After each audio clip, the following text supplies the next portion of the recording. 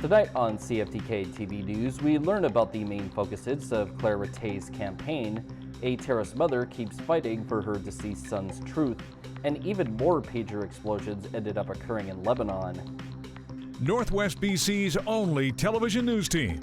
We are CFTK-TV News. Good evening, I'm Cale Maslin. Here's what's making news in the Northwest and beyond for today. According to recent reports, the serious bacterial infection known as whooping cough is currently the only such infection whose rate is increasing in BC. Northern BC also had the disease's highest rate inside the province last year at 6.5 cases per 100,000 people, and 2024 has been worse in terms of infections.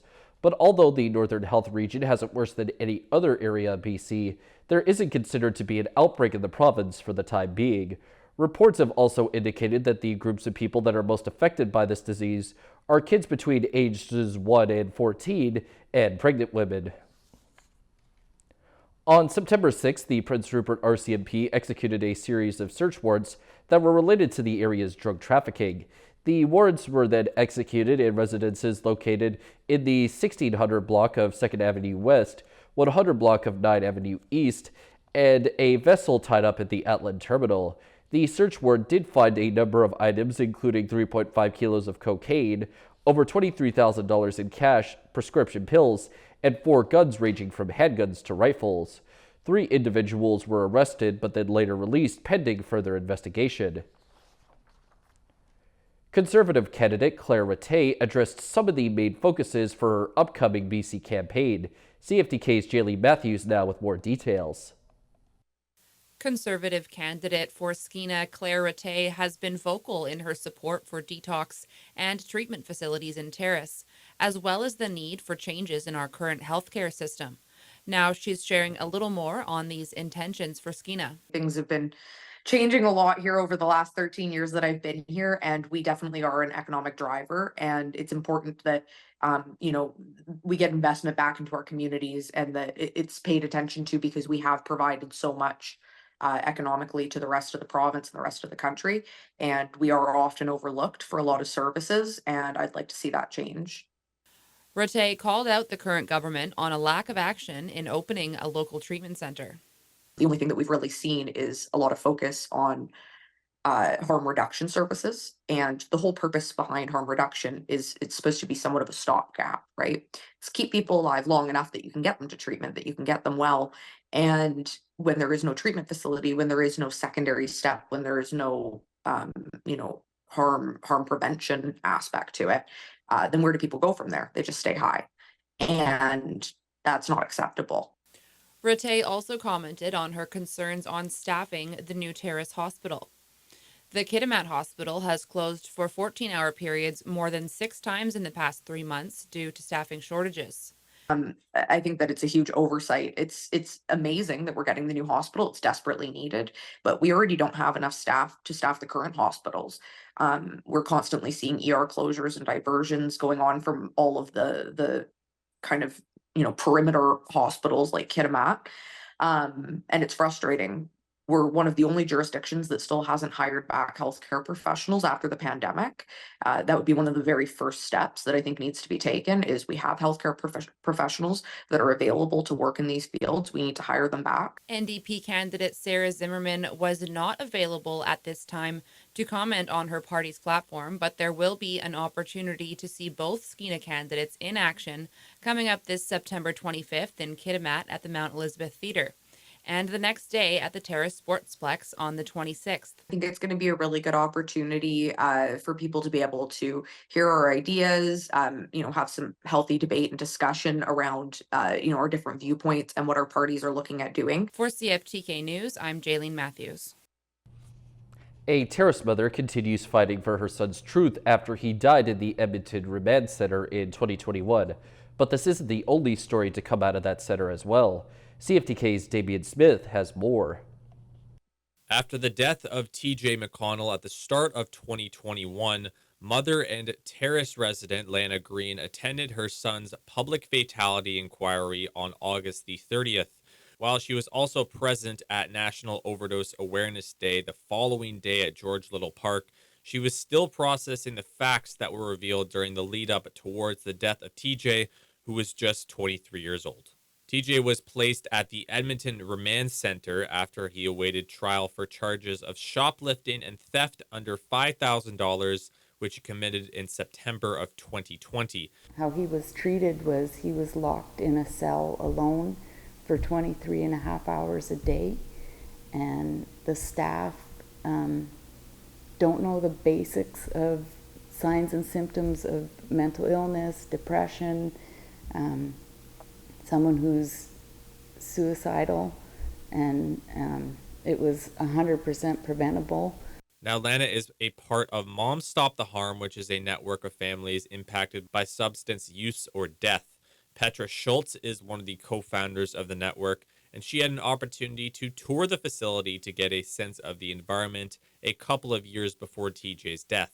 It's bright, it's airy, it's clean, but yet it's such a huge, sprawling complex.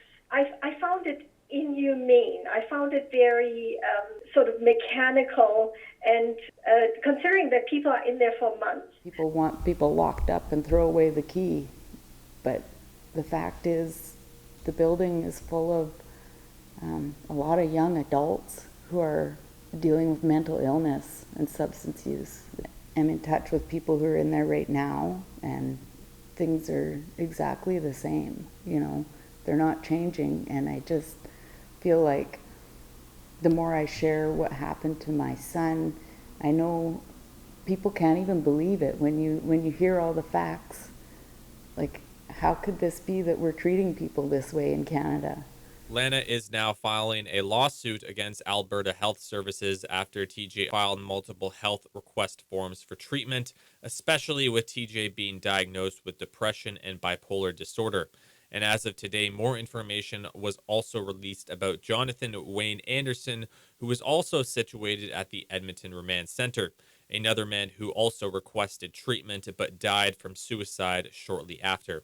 TJ was placed in the general population unit of the Remand Center for 4 months, cut off from any type of outside support. They can't have in-person visits from anybody other than a lawyer. Like, you know, I'm thinking about Lana and her son TJ, that Lana would not have been able to go visit. Families can only have video visits. And especially if you have a young person, they have mental health problems. This is their first time in incarceration.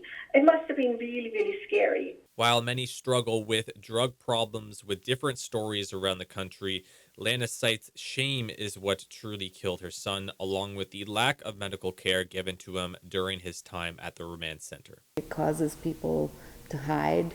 I think it's well over 80% of the deaths here in Terrace and in a lot of communities, people are using alone in houses. They're not unhoused.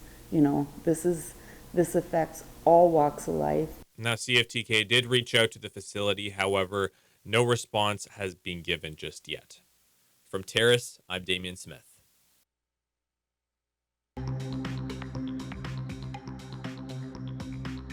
Coming up next, the busiest day of the UBCM Convention recently occurred. Welcome back. The busiest day of the annual Union of BC Municipalities Convention saw a range of issues discussed by mayors and councillors from across BC. They also voted on their priorities for the upcoming year. As Penny Daflos reports, housing remains the dominant theme.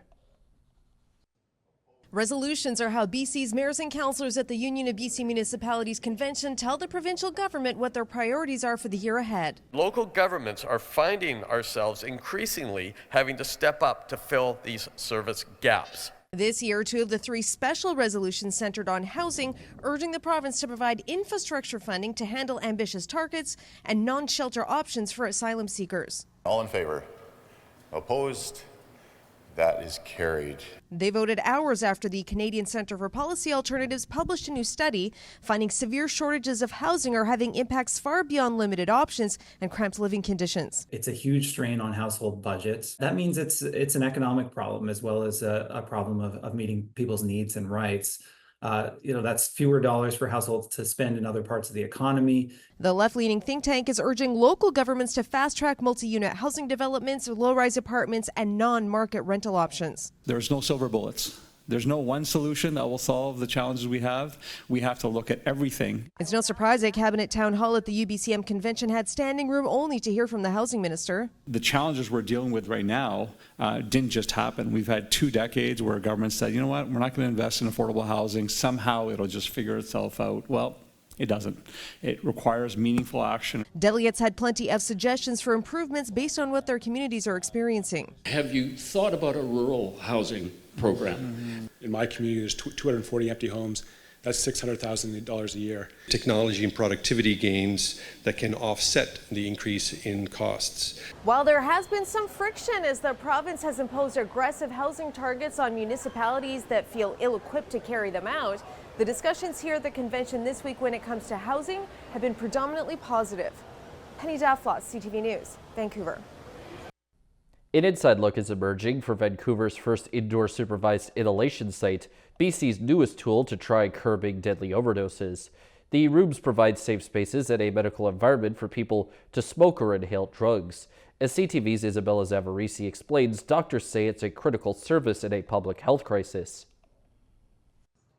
These rooms may look ordinary, but they're anything but. They come with emergency buttons, a timer, and an intercom system. Experts say they're a safe way for people to smoke or inhale drugs. This is just another tool in our toolbox to make sure that we're offering life-saving services. The BC Centre for Excellence in HIV/AIDS is opening Vancouver's first supervised inhalation site in the downtown east side. With a $4 million donation, these 6 rooms received extensive input from engineers. The rooms themselves are negative air pressure, so there's a constant flow of fresh air coming in. People can inhale or smoke drugs under supervision in a medical setting. If there is an adverse event, such as an overdose, our nurses and staff are on site to respond immediately. It's taken years to get here. We needed to convince public health officials, government, etc., that this was a reasonable way forward. More people are inhaling than injecting as the toxic drug crisis continues, prompting the need for a shift in services.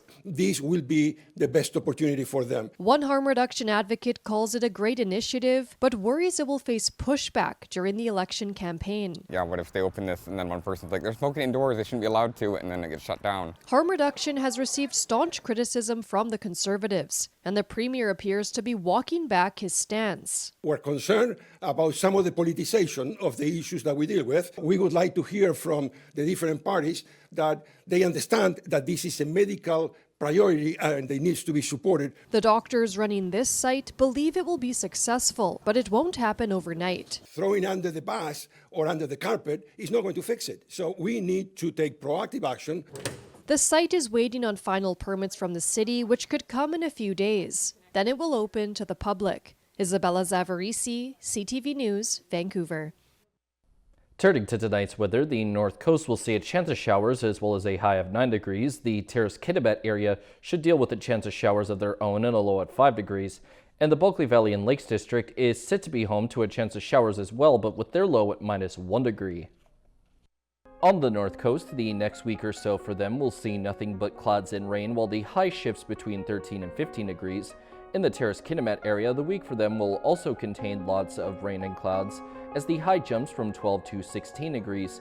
And in the Bulkley Valley and Lakes District, the upcoming week will get one sunny day, but nothing but clouds and rain afterwards as the high bounces between 12 and 18 degrees. Checking out the highways now, visit Drive BC for the latest and up-to-date conditions, and as always, drive safe out there. On Highway 16, there is bridge maintenance, other maintenance, utility work, construction work, and paving operations. Highway 37 has some maintenance and roadside brushing. 37A has road maintenance work, and there is some construction work on the Nisga'a Highway. And this is what the roads were looking like this afternoon around the region from the view of the province's highway cams.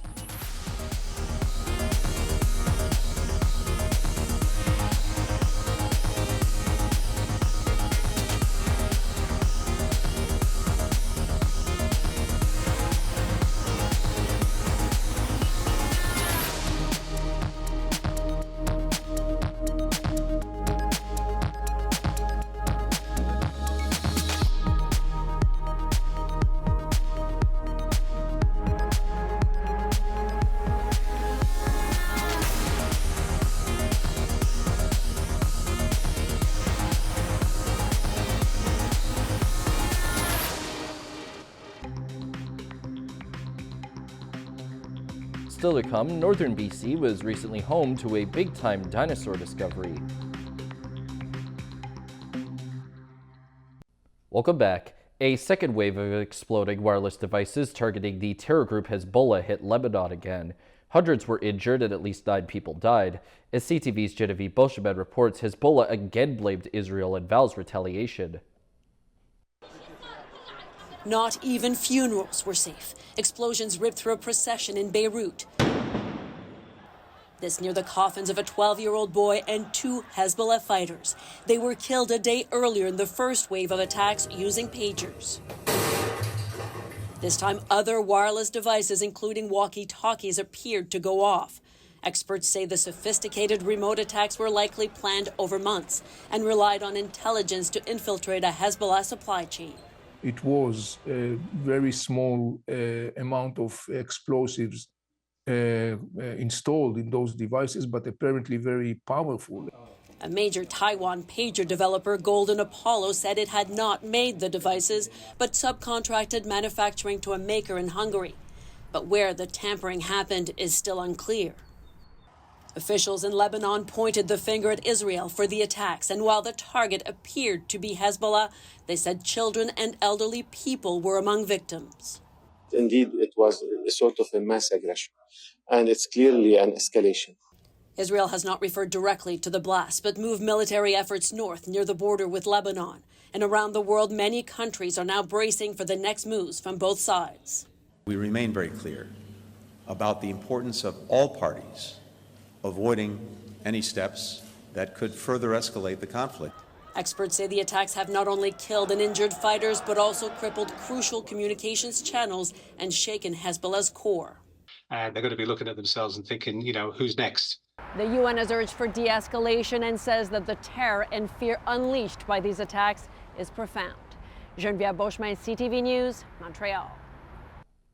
BC received praise for its pandemic response in a new report showing it led provinces in protecting long-term care residents. According to the Hospital Employees Union, the working conditions for healthcare workers help seniors survive. But as CTV's Yasmin Gandhi reports, others argue there's still work to do. Hundreds of seniors died from COVID-19 in long-term care homes like this one. But according to a new report from the Hospital Employees Union, BC outperformed other provinces in protecting seniors. When you improve working conditions, you improve health outcomes for seniors. The report compared pandemic policies in BC, Alberta, Ontario, and Quebec. High wages, tuition-free training for care aides, and working at single sites are being credited for BC's success. We need good staffing levels. We need to have a manageable workload. We need to make sure that we have wages and benefits for workers. But for those who lost loved ones to COVID-19, there's plenty to criticize. According to data from the BC Seniors Advocate, 782 people died from the virus in long-term care.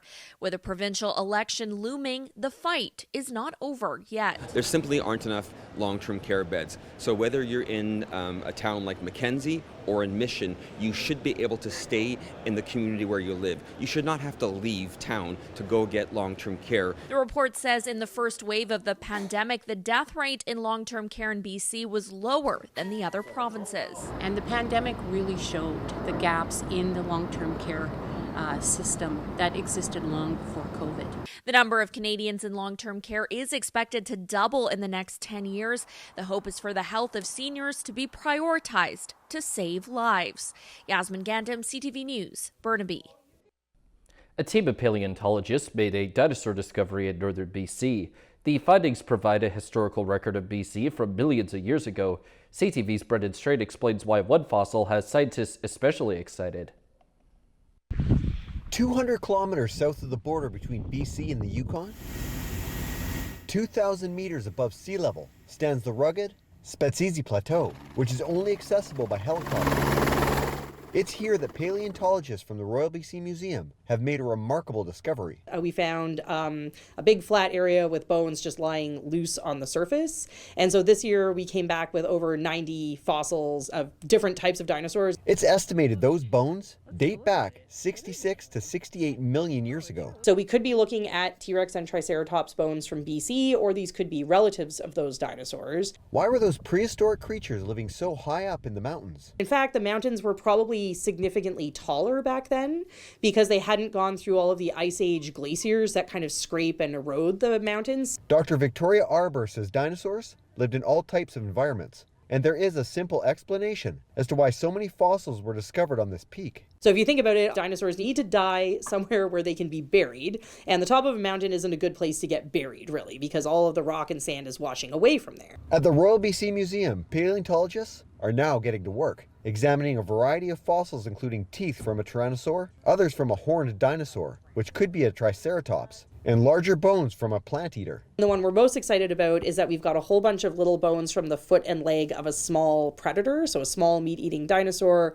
Arbour says those fossils aren't commonly found anywhere, which makes those bones such a valuable find. Because this is a very unusual place to have found dinosaurs, there's a pretty good chance that at least some of these might be species new to science, or they might be species new to BC. Researchers hope to get the answers to those questions over the next few years.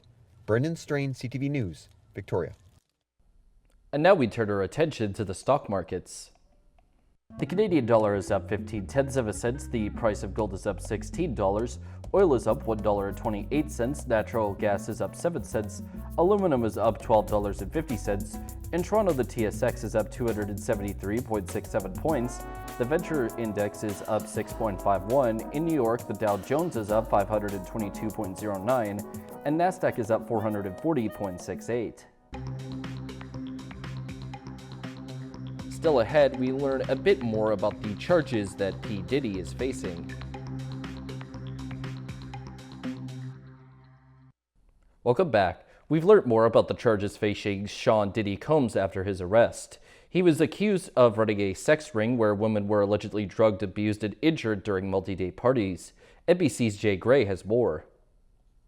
Stern, solemn, Sean Diddy Combs stands before a judge pleading not guilty to charges of racketeering, conspiracy, and sex trafficking. The music and business mogul denied bail and immediately taken into custody.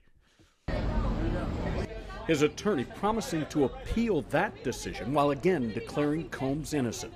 He's going to clear his name, and we're going to stand by his side as he does. We believe in him wholeheartedly. He didn't do these things. The international star arrested overnight at a New York hotel. Prosecutors alleging Combs threatened and abused women for years, forcing them to participate in what they describe as extended sexual performances known as freak-offs. The freak-offs sometimes lasted days at a time, involved multiple commercial sex workers, and often involved a variety of narcotics such as ketamine, ecstasy, and GHB, which Combs distributed to the victims to keep them obedient and compliant. The charges come 6 months after law enforcement raids on Combs' homes in Miami and Los Angeles. Agents seizing guns, computers, cell phones, and video evidence. Combs also facing a wave of civil lawsuits from women who say they were victims of his abuse. Jay Gray, NBC News. That's all our news from everyone at CFTK. I'm Cale Maslin. Thanks for watching.